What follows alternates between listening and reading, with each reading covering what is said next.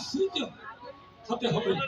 গুরুর আশ্রিত না হলে সাথে শত সনাতন ধর্মে আপনার মৃত্যুর পর কোন জায়গায় আপনি কোন অবস্থান নিতে পারবেন না। যা হোক, সম্মানিত সুধী সজ্জন মন্ডলী,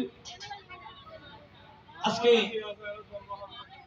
সুন্দর প্রকৃতির দৃশ্য, কয়েকদিন ধরে অনাবরত বৃষ্টি হয়েছে, আপনারা দেখেছেন। কিন্তু আজকে ঈশান মহাজন রোডে পাশাপাশি সেনবাড়ি গত বছরের ন্যায় এই বছর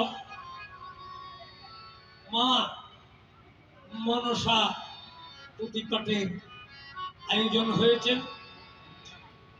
এখানে আপনারা যারা শ্রম দিচ্ছেন আমি ব্যক্তিগতভাবে জানি, তবে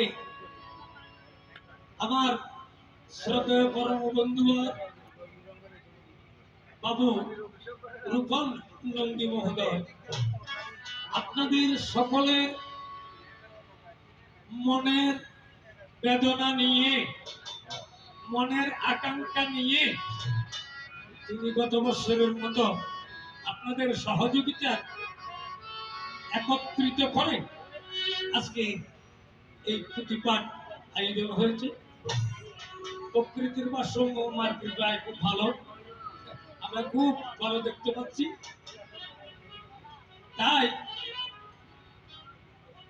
তাই আজকে সূচনা রেখেছেন। আমি আমার বক্তব্য কিন্তু দীর্ঘায়িত করতে চাই না। যারা মাতৃ স্বরূপ এসেছেন, মায়ের মতন থাকবেন। মা মা জগৎ জননী, জননী জন্মভূমিচ্চ স্বর্গাদপি গুরুষি। তাই বলতেছি, তাই কি বলতেছি মানে যারা যারা যারা মাকে ভালোবাসে না তারা আমার কাছে